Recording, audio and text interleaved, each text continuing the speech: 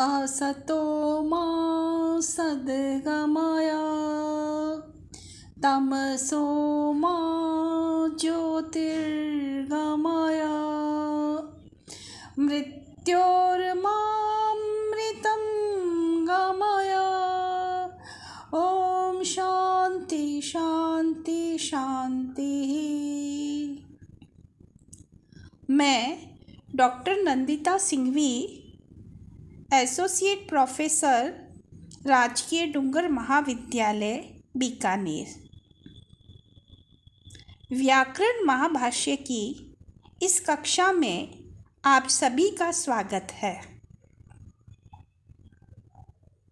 आज हम पस्पशानिकम प्रथम अध्याय प्रथम पाठ के अंतर्गत व्याकरण अध्ययन के उद्देश्य के विषय में चर्चा करेंगे।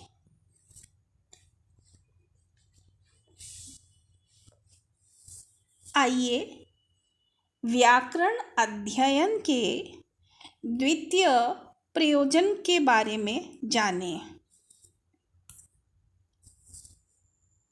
ओह खल्वपि, ओह भी व्याकरण अध्ययन का दूसरा प्रयोजन है। ऊह का अर्थ है कि वेद मंत्रों को ऊहित करना, शास्त्रीय प्रमाणों द्वारा ठीक ठीक विभक्ति, लिंग और वचनों सहित नए मंत्र की कल्पना करना। ऐसा क्यों करना पड़ रहा है, इसका कारण बताते हैं। न सर्वैर्लिङ्गैर्न च सर्वाभिर्विभक्तिभिर्वेदे मंत्रा निगदिताः। वेदे, वेद में मंत्राः, मंत्र न सर्वैर्लिङ्गै सभी लिंगों में, न च सर्वाभिर्विभक्तिभिः और न सभी विभक्तियों में निगदिताः पढ़े गए हैं। वेद में मंत्र न सभी लिंगों में और न सभी विभक्तियों में पढ़े गए हैं। ते चावश्यं यज्ञगतेन पुरुषेण यथा यथं विपरिणमयितव्याः।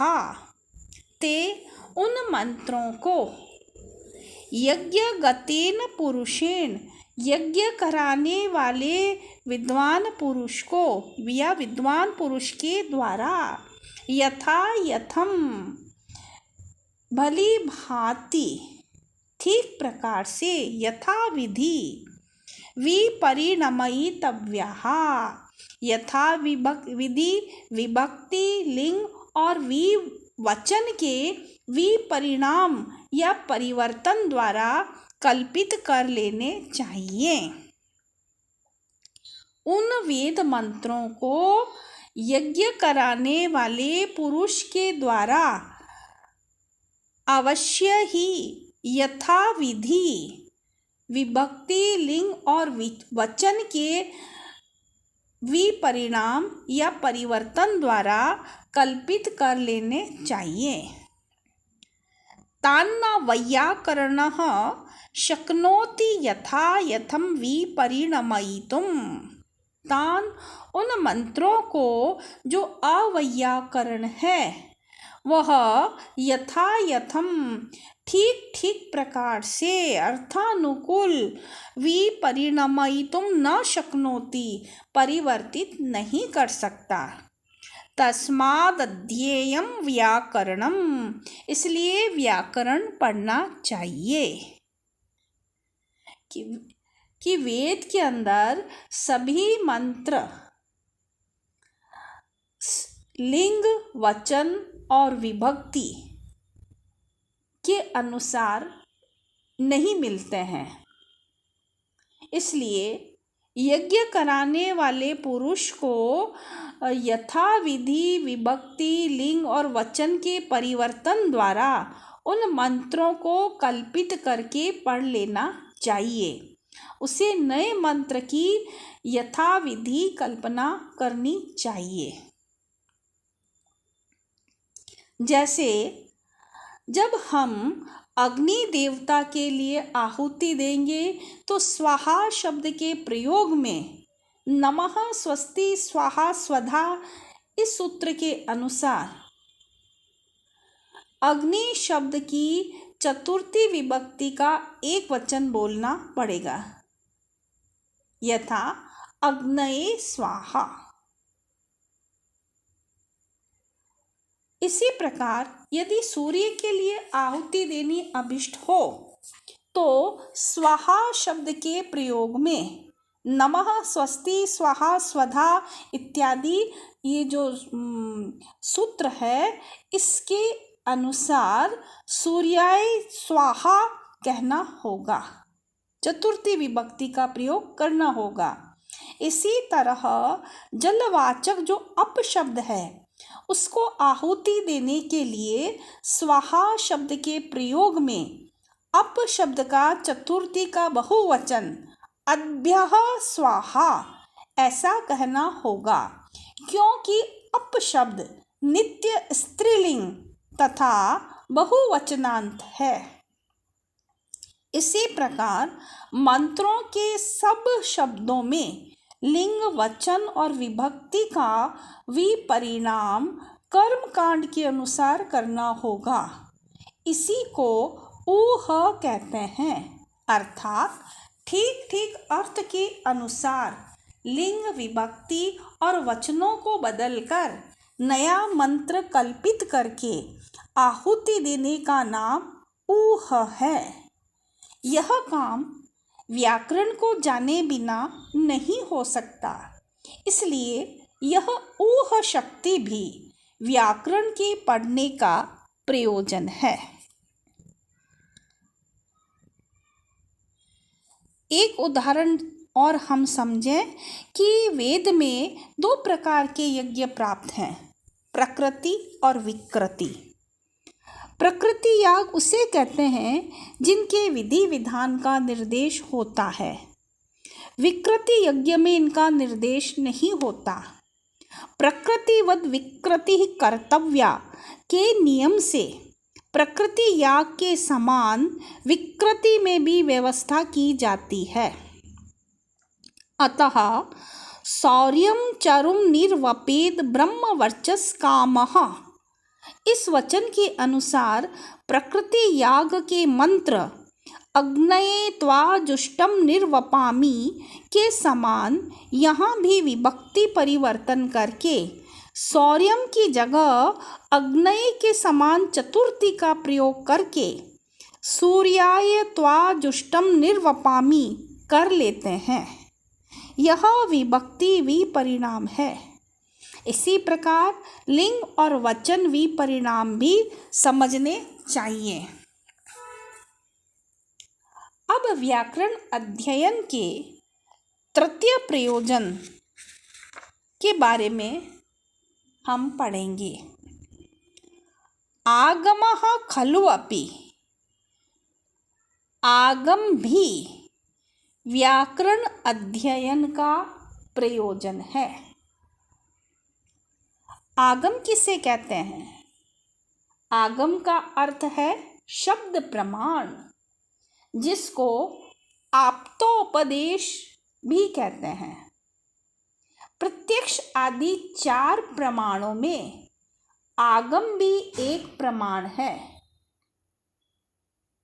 आगम प्रमाण इस बात का उपदेश करता है कि ब्राह्मणेन निष्कारणो धर्मः षडंगो वेदो ध्येयो ज्ञेयः इति। ब्राह्मण को निष्कारण धर्म स्वरूप 6 अंगों सहित वेद का अध्ययन करना चाहिए। वेद को पढ़ना चाहिए। ब्राह्मण के द्वारा निष्कारणो बिना किसी कारण के ही धर्म स्वरूप षडंगों 6 अंगों सहित वेदो अध्ययो ज्ञेयः, वेद का अध्ययन करना और जानना चाहिए या उसे जाने। प्रधानम च षट्सु अंगेषु वैयाकरणम, 6 अंगों में व्याकरण प्रधान है। वेद के जो 6 अंग हैं उनमें व्याकरण प्रधान है। वेद के 6 अंग हैं शिक्षा, कल्प, व्याकरण, निरुक्त, छंद, ज्योतिष। इनमें जो व्याकरण है वह प्रधान है। प्रधाने कृतो यत्नः फलवान भवति, प्रधान में किया गया प्रयत्न फलवान होता है। अर्थात व्याकरण प्रधान है, इसलिए आगम का उपदेश है। आगम का ये कहना है कि व्याकरण का अध्ययन किया जाएगा तो वो उसका प्रयत्न फलवान होगा।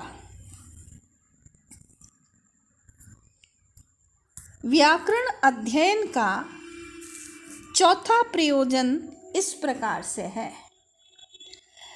लघ्व अर्थम चाध्येयम व्याकरणम, ब्राह्मणेन अवश्यम शब्दा ज्ञेया इति, न च अंतरेण व्याकरणं लघुनोपायेन शब्दाः शक्याः ज्ञातुम्।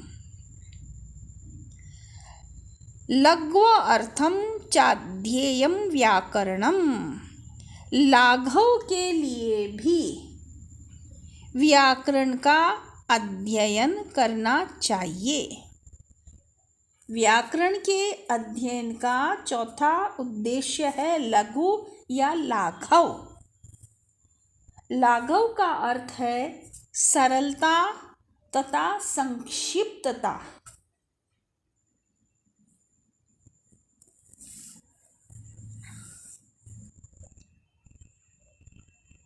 ब्राह्मणेन अवश्यम शब्दा ज्ञेया इति, ब्राह्मण को शब्द का ज्ञान अवश्य करना चाहिए।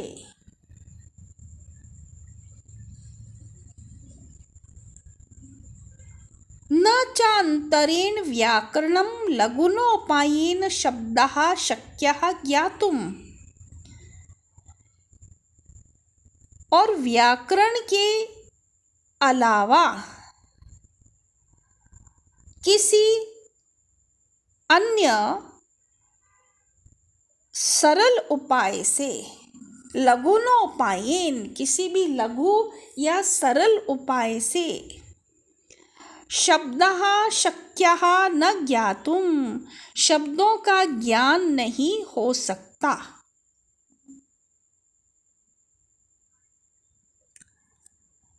यदि हम व्याकरण पढ़ेंगे तो सरलता से सब वेद आदि शास्त्रों को पढ़ सकते हैं।